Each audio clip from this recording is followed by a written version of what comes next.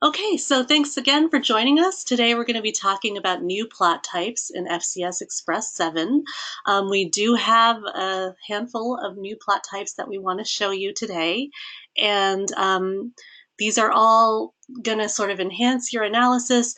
Some of them are sort of new ways of looking at the data in a slightly different plot type. That we then from what we had before, but it's telling you a lot of the same information, like subtraction plots, and others are completely new, like Gates heat maps, which sort of like resemble plate heat maps, but they're doing something totally different. So hopefully we can clarify any questions that you have along the way.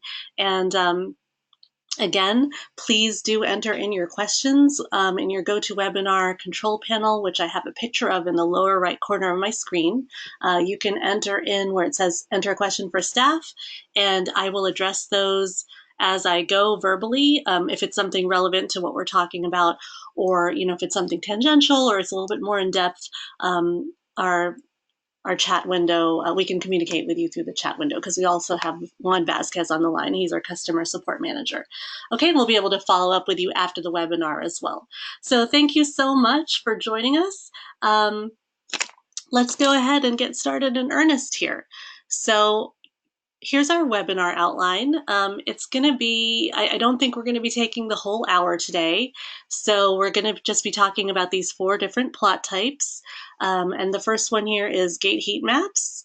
And you'll see that that's a convenient way to sort of see the expression or like the gate percentages of different statistics across like all your files at a glance in a really nice visual format. Then we'll be talking about the multiplot. So a multiplot is something that has been asked for by a lot of our customers over the years. A lot of you are used to seeing N by N matrices, for example, with your compensations.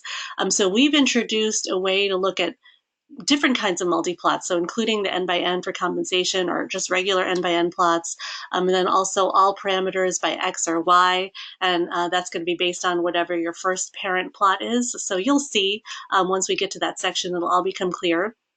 But again, it's just another way to see at a glance like the expression across multiple parameters, and you'll be able to generate those plots basically at the click of a button. So it's not something you couldn't have done before in FCS Express, but we've just increased the automation for you.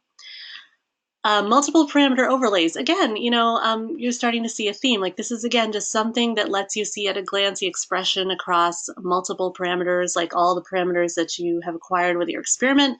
And it's going to allow you to view all of those in one histogram. So previously you could only overlay, one parameter at a time. So maybe you would be looking at like all your files FTSE expression. So if you had 10 files, you'd have 10 overlays, and the x-axis would be FTSE for all of them. So now with the multiple parameter overlays histograms, you could look at just one file, for example, and then look at in that same plot, you'll be looking at like FTSE, PE, APC, all the parameters, or any subset of those parameters that you want to look at in that one plot. And then subtraction plots. We've had histogram subtraction in FCS Express for several versions now, going back to at least V4, if not earlier. So for those of you who need to use that tool, it is still there for you. You can still get the statistics that you need, but now you're going to get it via a subtraction plot, and that gives you a nice visualization of all the different resulting histograms, like the subtraction histogram, addition, the Overton, and then you can still get your statistics showing up in the statistics window like you're used to seeing from earlier versions, okay? So I'm gonna leave that one for last because I think the first 3 are probably have the broadest interest for our customer base. So, feel free, again, to just ask questions as we go. All right, so let's go ahead and get started. I thought I would do Gates heat maps first. Okay, so This is a really simple layout, and I just thought I would keep it kind of simple so it's not too overwhelming.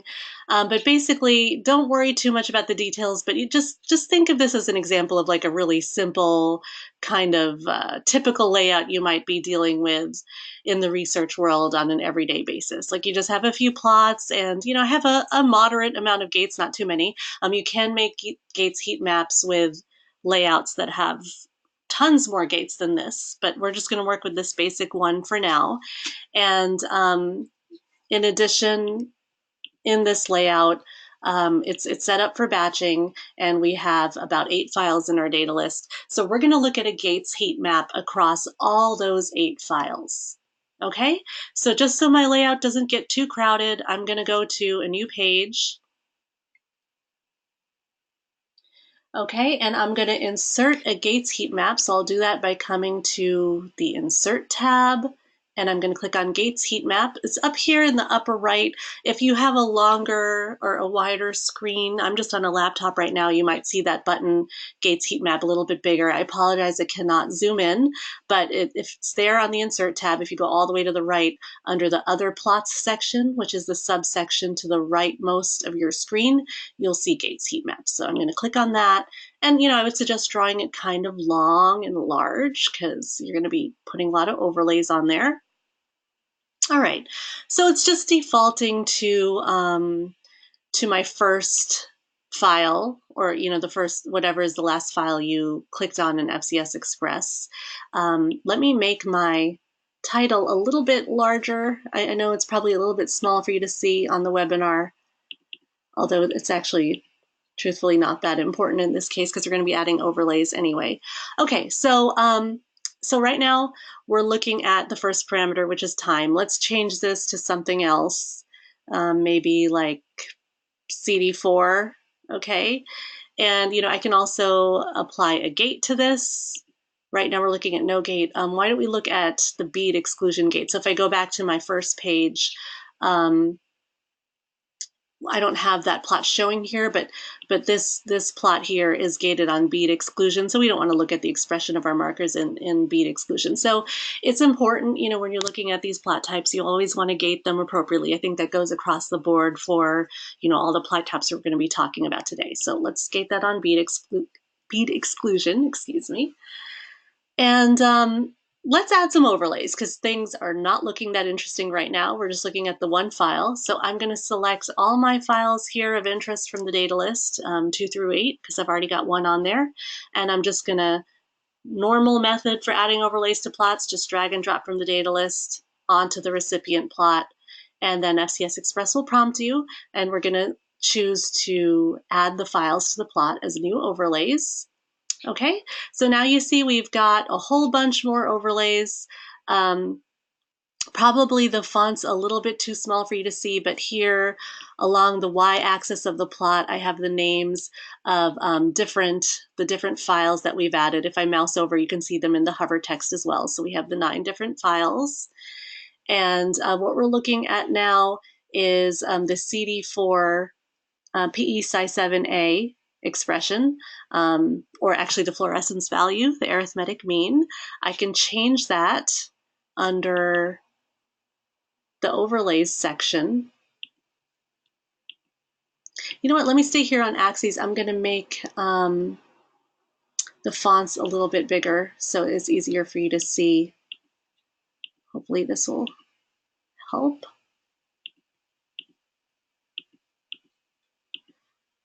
Okay, probably need to make my labels a little bit bigger.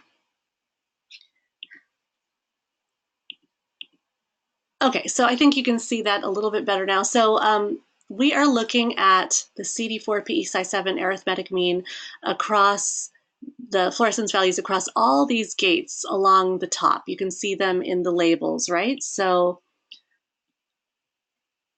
there we go. So probably that's a little bit easier to see now. So we've got different gates defined in our layout. Remember when I went to page 1, I showed you all these gates here. We have bead exclusion, lymphs, CD3, CD19, CD4, CD8, etc. So that's an important point. To use these gates heat maps, you already have to have some gates defined in your layout. And those are the gates you're going to see here going across the top. Okay? And now we can also put in a legend, and let's see what these colors mean. Okay. So going across the board, we have from min to max, green is min and bright red is max.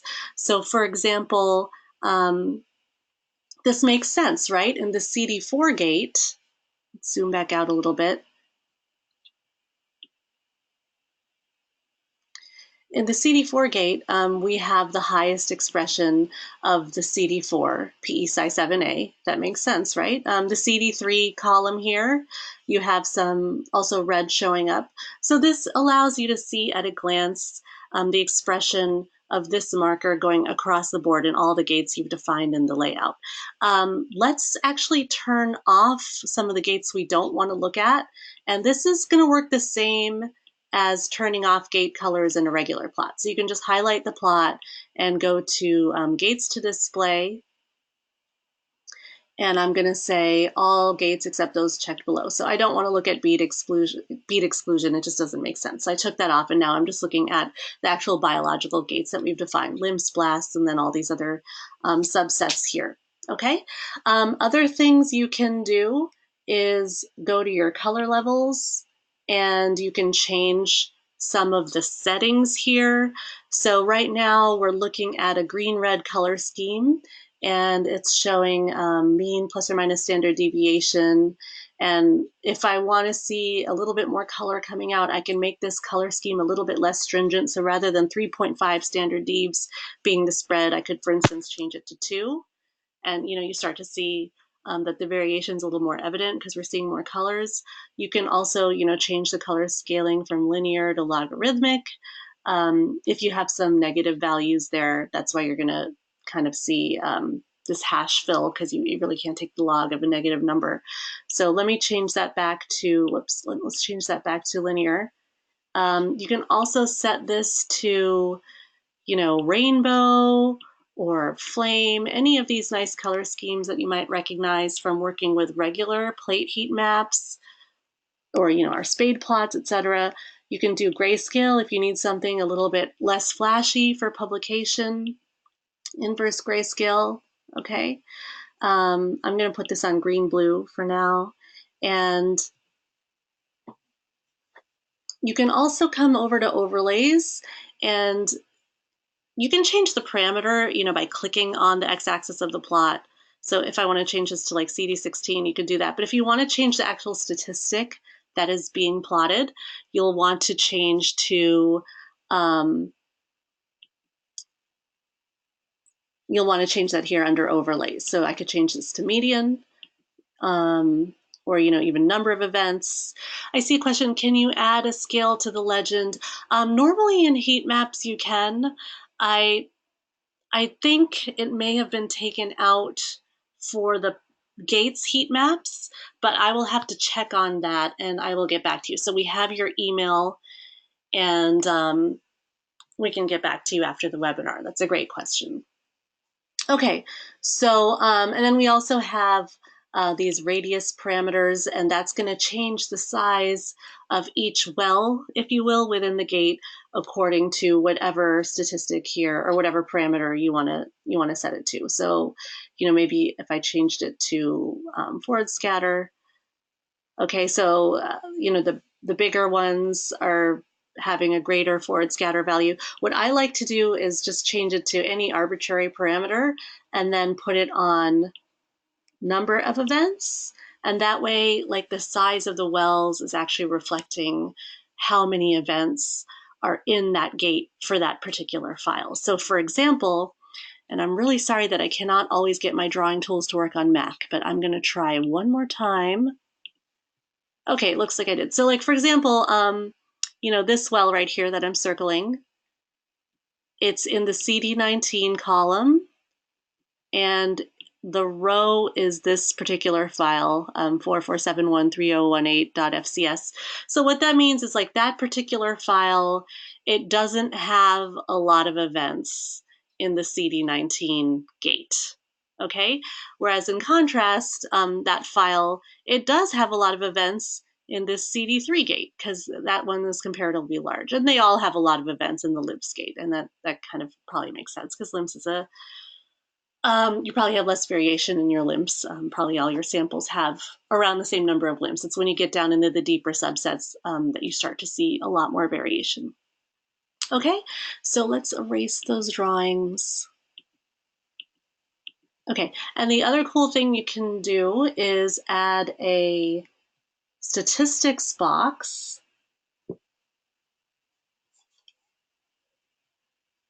So let me make this a little bit smaller so I have a little bit more room. Okay, and we're going to put that into a text box. So let's just draw a text box down here. And then you'll want to just right click in the text box and go to into your pop-up menu and click on Insert Gates Heatmap Stats Grid, and then just click on that. If you had multiple Gates Heatmaps, you would have multiple choices here. I only have the one, so I'll just click on that. Okay, and let me zoom in because again, these numbers are probably a little bit small for you to see, although maybe I can increase the text size for now. Okay, so probably that's a little bit easier to see, right? So what these values are telling you is actually the number of events in each file for each gate. Okay, so if I go back into my format overlays and change that, the numbers are going to change. So let's change this to, median. Okay, and now we're getting the median values of CD16 plus 56 PEA for each of those gates for each of those files. And just to, answer some of your questions that you're probably thinking, just like everything else in FCS Express, this is going to be live updating. So if I do a 2-page view, you're going to see the numbers update as I move the gates around on the plots on my right-hand pane here. So for instance, keep an eye on this CD8. Let me again point that out here.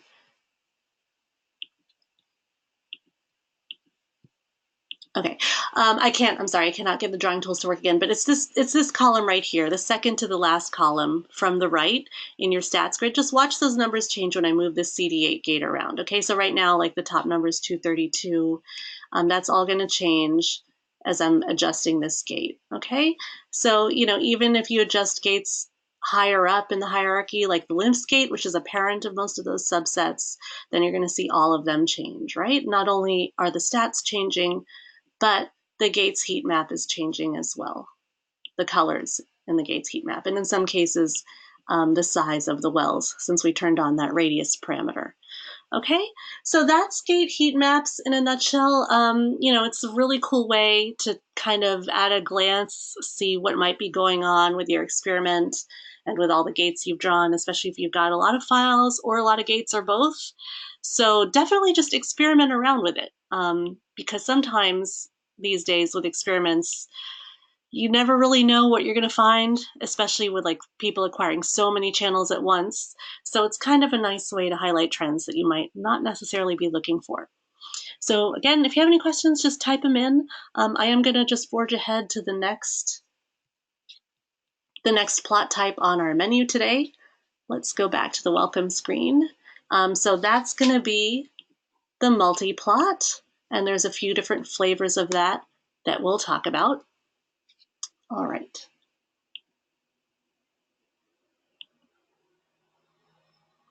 Okay.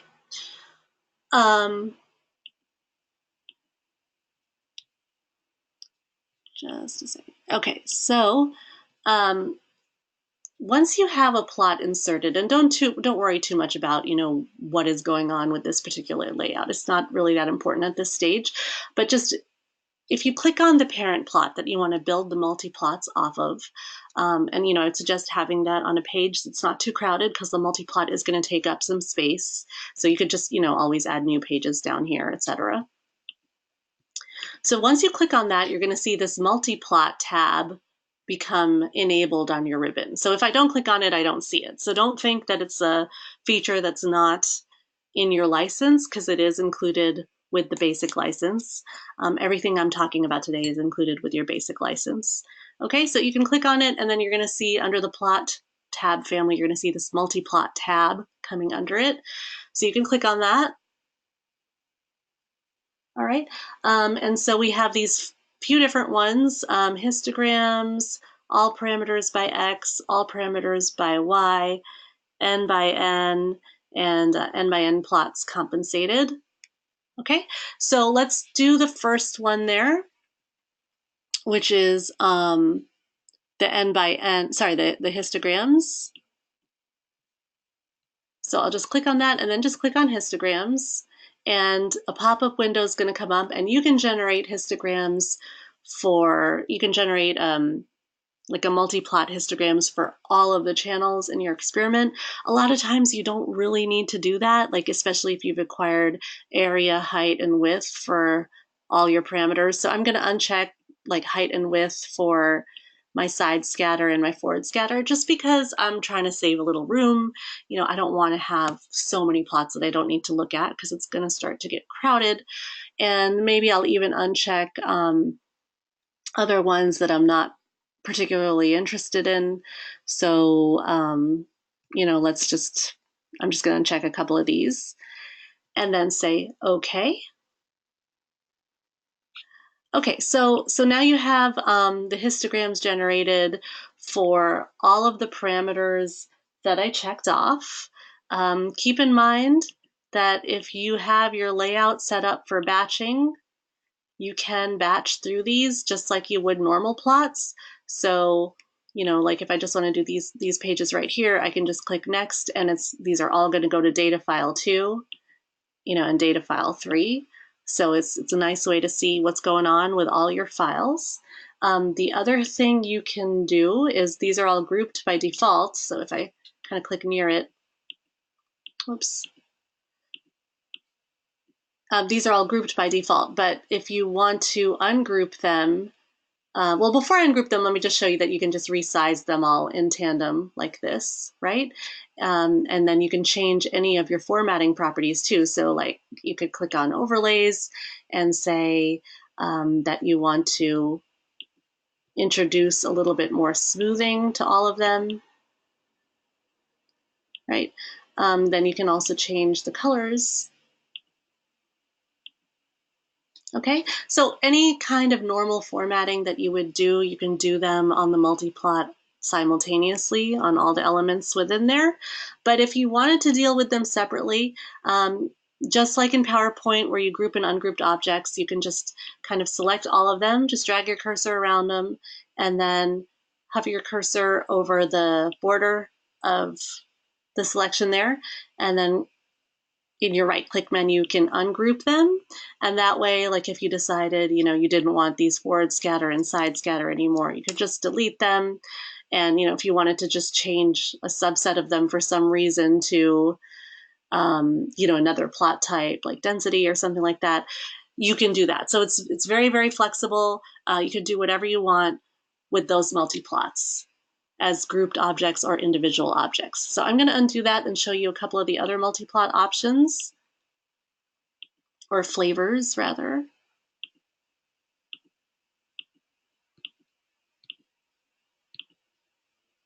I could just delete all of these, but I just want to take this opportunity to show off the undo and redo. It's not a new feature, but it is something that is still there in version 7 for you. Okay, so let's check out some of the other multiplot options. So we're just going to do one of these, all parameters by X and all parameters by Y. Okay, so let's just do the first one, all parameters by X. And I'm going to uncheck these. And you know what? I'm just going to leave all of the fluorescence parameters checked this time, so that way you'll believe me that it really works, even when you have a lot of parameters. Okay, so let's expand this. Okay, so what this has done is it's taken your X parameter in your original plot. In my case, it's forward scatter, and it's adding on to the y-axis like all the parameters that I had checked off in that pop-up menu. So basically all the fluorescence parameters and then forward scatter A and side scatter A. Okay, so again, you know, this is obviously it's not going to generate histograms because these are 2D plots and it's defaulting to a density plot. But if you wanted to, you could again select all of them and change them to whatever plot type you want, like contour, or let's reselect these. You could change them to color dot. Okay, and then if you did have gates drawn in your layout, I can just draw one now to demonstrate. Let's call that forward scatter high.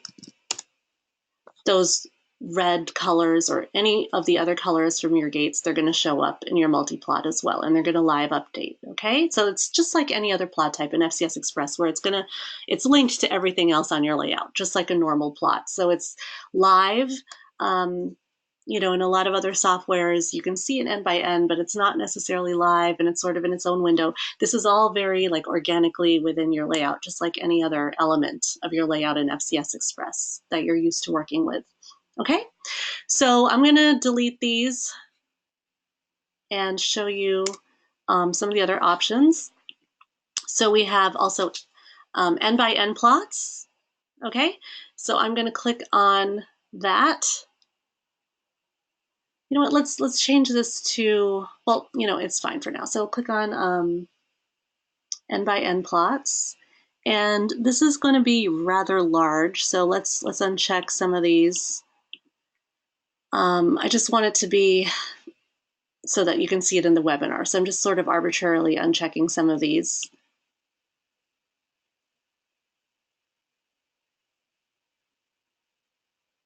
Okay.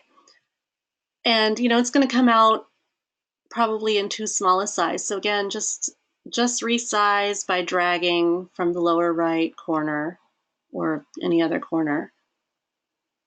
Okay, and probably can make it a little bit bigger.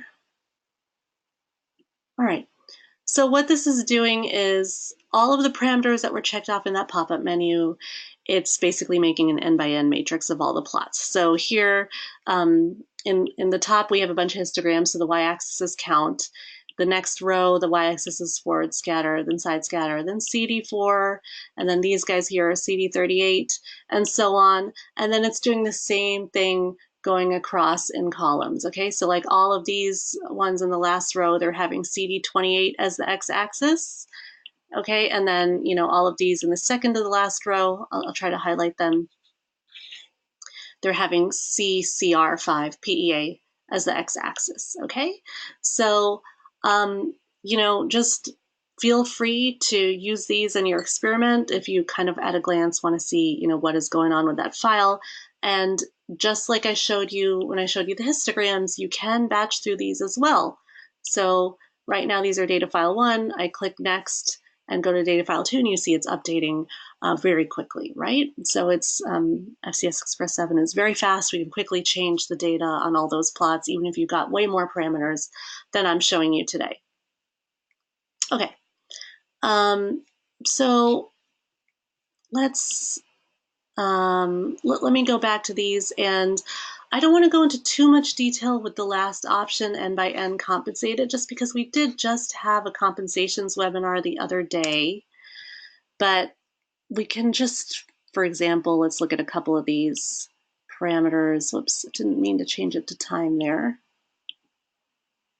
Oh, whoops, okay. Apparently I'm having a little bit of a cursor issue. All right, let's just change, I'll just put in a new page here. And maybe this one here.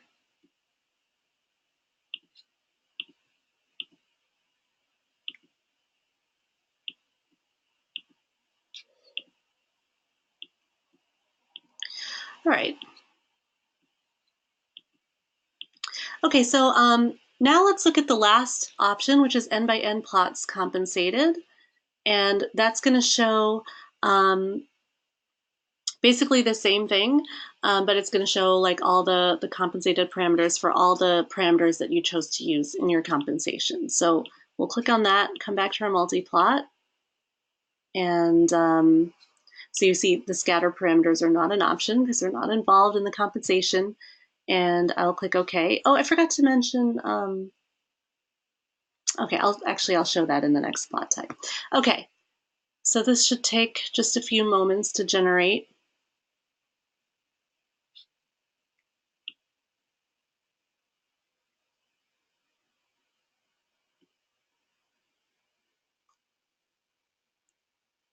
Okay, so for all of the parameters that were involved in your compensation, you're getting an n by n matrix here, okay? And so you're not going to see that pop up if your parent plot was just showing, forward scatter by side scatter, because there's no comp involved with that. So that's why I had to change the parameters on that plot.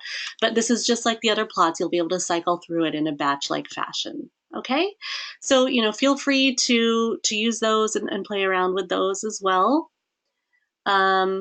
How are we doing on time? Okay, it's going a little slower than I thought. So go ahead and enter in your questions. We're keeping an eye on those questions and answer boxes from all of you.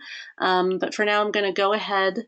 Let's go back to our webinar outline, and let's talk about multiple parameter overlays.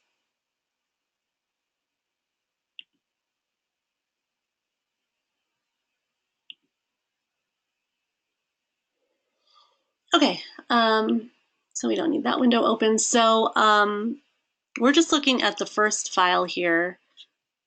Let's put in our title a little bit bigger so that you'll have a hope of seeing it on your end. Okay, so we're just looking at this 4270040 FCS, and we're looking in the blasts gate. We can look at something a little more inclusive. Why don't we look at bead exclusion? So right now we're just looking at side scatter. Okay. Oh, I'm sorry. I'm seeing a few questions pop up that I didn't see before. And I see that Juan has gotten to a few of them. Okay. Sorry about that. I think this is not auto scrolling on my end. Okay. But I am keeping an eye on it now, so feel free to enter those in. Okay, so let's add in more parameter overlays onto this. So we're really interested in this file, but we don't want to take the time to make like separate histograms for, all of these 6 or 7 parameters. And you can see how this would be a real time saver if I had a lot more parameters. Okay, so we're going to right click on the plot and go to this option here in the pop-up menu, Add Parameter Overlays.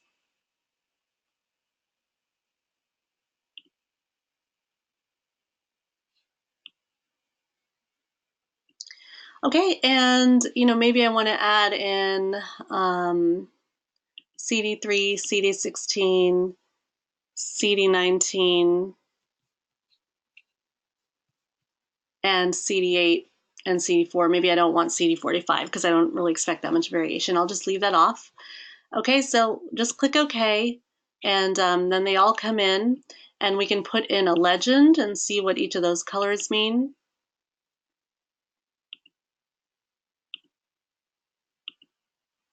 Okay, let's increase the font there as well. Alrighty, and then you can come over to your overlays, and you can change anything you want about the overlays here too. So let's see. One of these is yellow, and I just want to change whichever one is yellow. I want to get rid of the yellow since it's a little bit hard to see. See if I can find it. Probably the last one, I'm guessing. Yeah, okay, so let's change this. This is just to show you that, all those changes you would normally be able to make, you can make on a normal plot. And then, I can even select all of these and say to fill the histogram area, which is nice when you have overlapping, and you can add in some transparency. And it's looking a little bit hard to see because some of the peaks are much higher than the others. So then I can even come to my specific options and put in a normalization to the peak value. And it's a little bit easier to see now what's going on there, right? Maybe what we'll do is we'll take off, why don't we take off the side scatter if we're not interested in that anymore. So I'll remove that. Okay. And then you can zoom in. We'll do a magnify resolution, get rid of some of this white space. Do that a few times. Okay. Trying to find one that's going to make it a little bit easier to see. Okay. Anyway, so you can batch through these as well. Okay. Actually, that's a better file to look at. Okay. And the other thing you can do is, let's see. Let's just make a new one because I want to show you the other way. Rather than looking at it overlaid like this, you can look at it stacked. So I'll put this in, and let's start with CD16. So we'll do an add parameter overlays again, and just check off a few here. And I'm going to put in switch to stacked. Okay. And we'll leave this on count for now. And then it gives you a more stacked view. And then you can still put in a legend. Okay, if I had, instead of selecting count, if I'd selected parameter name in that pop-up menu, rather than seeing count here, you'd see the parameter names over here on the y-axis, and you wouldn't necessarily need that legend. Okay? Okay, so, all right. It looks like some folks had questions, but it sort of got answered. And thank you all for your questions. It's good to know that you're all still with me, so feel free to enter those in. Okay, so that's about it for parameter overlays. There's actually one more example I want to show you just to kind of put things in context of why this is useful. So this is a Tisney layout, and we're looking at just a few different plots here. We're not obviously going to get into depth about Tisney in this webinar because we have other webinars, or we will be having other webinars that address that. We certainly have some V6 webinars online about that. But we are happy to help it give you kind of get your feet wet with Tisney or any of the transformations. So just as a little aside, feel free to write to us at support@denovosoftware.com if you want some help with that. But I wanted to show you that like those multi-parameter plot overlays are really handy to use with Tisney, because a lot of times when you're making a Tisney plot or even Spade, you have some events that are close to each other. I won't really use the word cluster because technically it's not really, clustering, but, you have some events that are spatially close to each other on the Tisney plot, and you want to see what is going on with those in particular. Okay, so let's prepare to do that. First, I'm just going to make the parameter overlays on this plot at right, just like I did before. So I'm going to do it kind of fast. I'm just going to arbitrarily check off a few.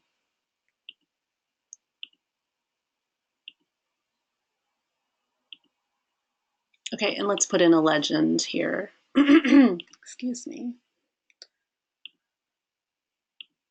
Okay.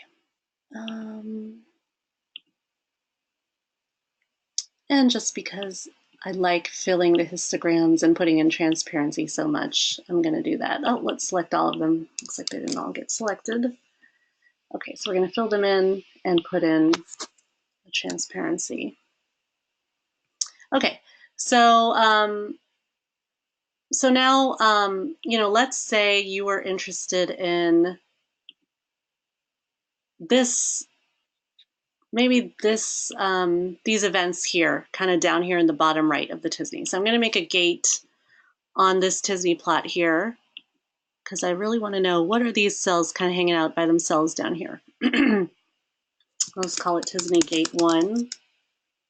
And now I can go to my parameter overlay plot. And, right now it's gated on cells. I don't know if you can see that in the plot title. Let me, again, make that a little bit larger for you real quick.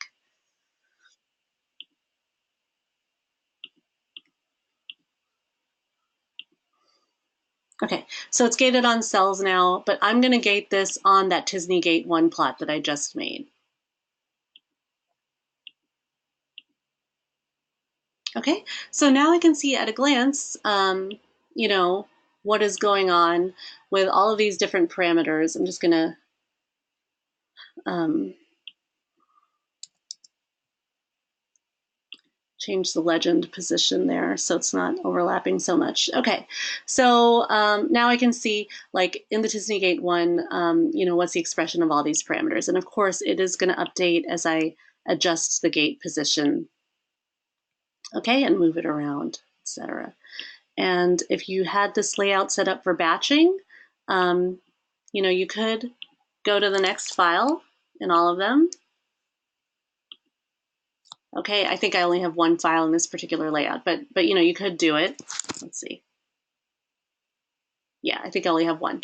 But just like everything else I've shown you, all of this is compatible with the batch processing function of FCS Express, which I always like to mention because even though it's not something new, it's been there essentially since the inception of FCS Express. It's really going to help you analyze your data more efficiently, no matter how simple or sophisticated your analysis is. Okay, so if you guys have any questions about multi-plot overlays, multi-plot types, or parameter overlays rather, which is the one we just talked about, just enter those in. And we're finally coming to our last plot type on the menu, subtraction plots. Kind of leaving the most specialized one for last here. All right, so let's hop over to that layout. All right, so, you know, the subtraction plot types, they're good for telling you the percent positivity between two histogram overlays. So just as an example, we're not going to work with this page, okay? But if I just maximize this, the gray shaded histogram is your isotype control, and the black is the positive, and the red is your sample A. So, you know, a lot of times when you want to know like how positive is your positive control or your sample relative to some other control histogram, whether that's a negative control or an isotype or whatever, you know, a lot of times people draw markers, which you can do, but the drawing of the markers, it's a little bit like subjective, like where you cut off the lower end of the positive and the higher end of the isotype control. And sometimes it's almost impossible. Like if the if the overlap is so strong, for example, the shaded gray isotype control, it's almost completely overlapping the red sample A, right? Like how would you draw a marker there to know how positive quantitatively your sample A is? And that's why we've had histogram subtraction in FCS Express for many, many years now. So what I'm going to show you today is how to get the same statistics that you're used to getting for your histogram subtraction, or, you know, if you have never worked with it, this is a great invitation to start working with it now with this new plot type we have, and how to work with those subtraction plots that will get you not only the statistics, but the visualization of all of the subtraction types. Okay, so let me just trying to also pull open on my side the manual page that will show you the definitions, because I definitely want to show you that once we generate the plot. Okay, all right, so I have that pulled open, and I'll show you that after we generate it together. All right, so let's figure out how to make a subtraction plot. So it's quite simple, actually. The easiest way I found is just open your data list and then drag and drop the negative control or the isotype control, like whatever is the least positive overlay. Just drag and drop it to your layout, and then click on, you're going to be prompted for what plot type you want. So click on subtraction. Okay, and then you want to change this to the parameter of interest. In my case, it is APC FL8. And let's gate this on the subset monos. That's where I expect to see the most change. And then you can change the data file. So for those of you who are kind of more familiar with FCS Express overlays, let me just show you that the histogram subtraction plot is already created with multiple overlays, but the second overlay needs to be your positive or your experimental sample, and that one is not loaded with any data. It's not preloaded, okay?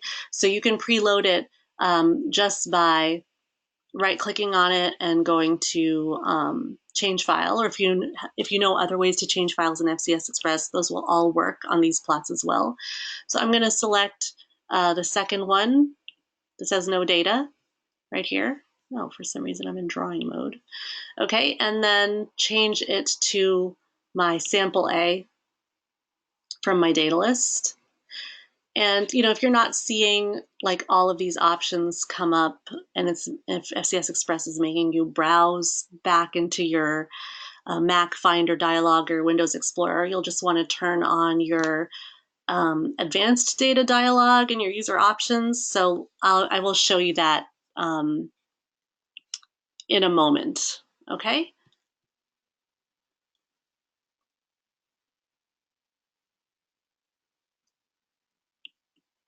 All right, so now we've added in the sample A, okay, and we can turn on our legend so we know what all these colors mean. All right, so just trying to give myself a little more room here because I have all these docked windows. Okay, so then you can come to your overlays, and it just defaults to these colors, but like if you want to change it to something else, because we have our isotype and our sample A, they're both showing up as black. I'm going to change my isotype to gray and maybe make it like a dotted line, and that way it's more easy to distinguish. Or maybe I'll even change it to like this light purple. Okay, so then you can see that the light purple is isotype control and the black is the sample. And so they're almost, there's quite a bit of overlap. So this would have been hard to draw a marker on. And that's why we're using our subtraction overlays. Sorry, our subtraction plot type. Okay, and now what we can do is add a statistics window and kind of see, the different events in here. But before I do that, let me talk about these different overlays that it's added. So it's added a subtraction overlay in red, an addition overlay in blue, a gray overlay, which is your division overlay, and then the green is your Overton, okay? So rather than me try to like explain it all to you, or I can explain it, but I just want to have this table open while I do it. So you can access our help resources online or from within the software if you go to File tab Help.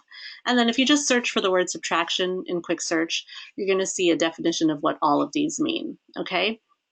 And so most of these are done on a channel by channel basis, which means like however your data is binned in the histogram, like if you have a histogram that's like 256 bins, for each of those 256 bins, it's going to subtract your negative or your isotype control from your positive or your sample for each one of those bins. Okay, that's what by channel means. And so keeping that in mind, the subtraction overlay, i.e. the red one here in our plot, is your control histogram subtracted from the sample. The addition is the control histogram added to the sample.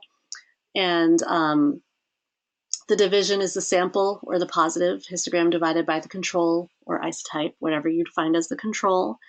And then the Overton is, like it's telling you here, it's similar to the channel by channel subtraction method, but there's just a few little bit more arithmetic to keep in mind here. And all of these, or at least you can definitely find references to the Overton subtraction method in PubMed. So if you just look for that because you want more details about it, you will be able to find it.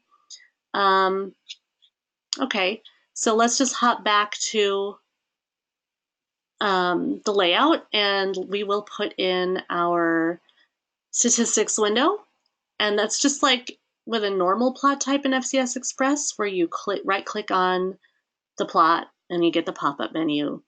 Then you can go to histogram statistics. Let's close this so we have a little more room.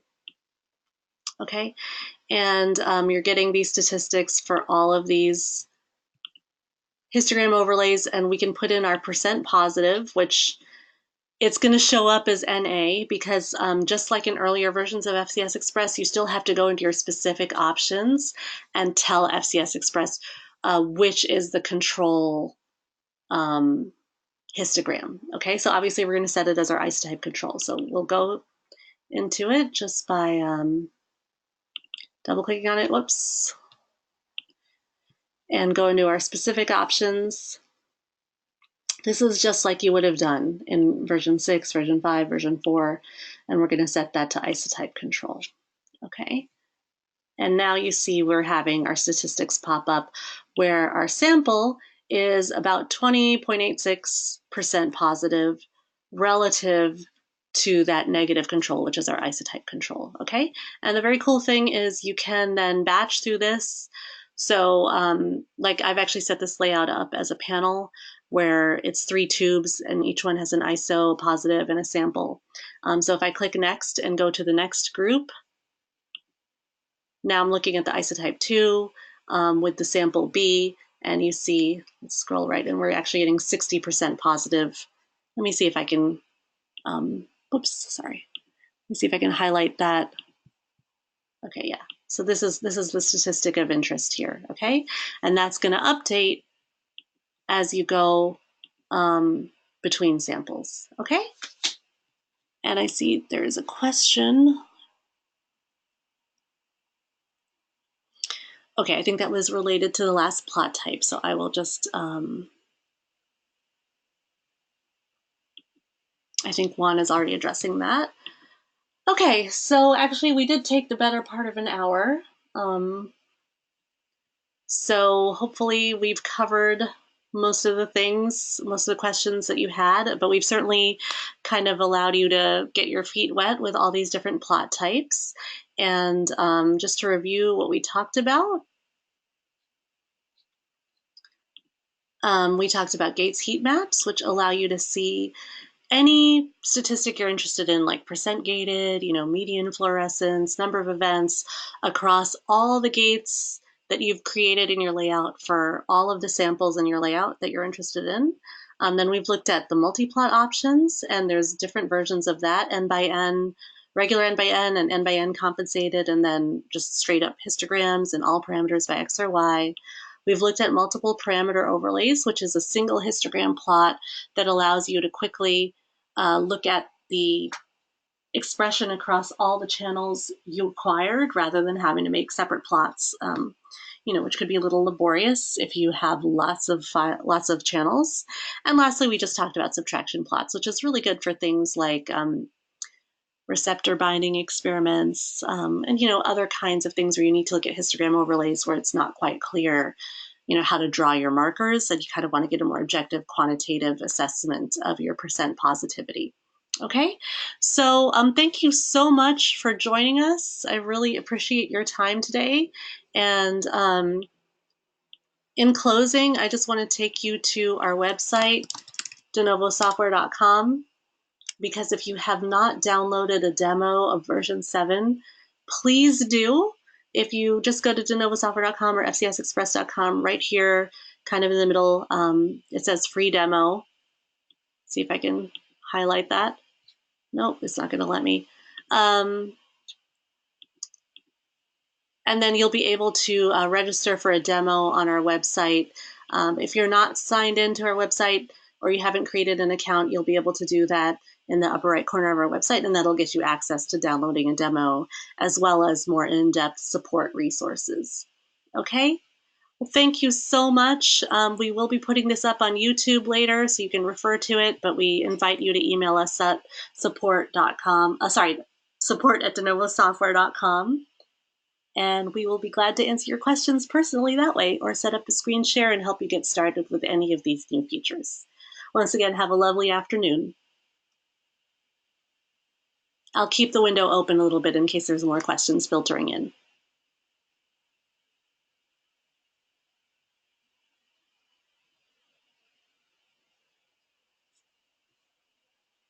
So yes, we do have a version for Mac and PC, and if you make a purchase, you'll have access to both downloads. So if you're a two-computer, two-platform kind of person, You'll be able to use both at no extra charge.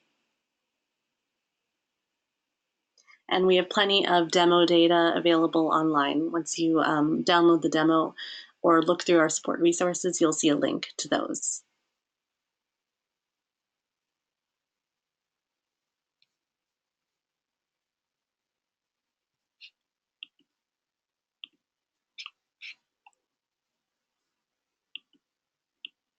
Okay, thank you all very much again. We're signing off now. Bye-bye.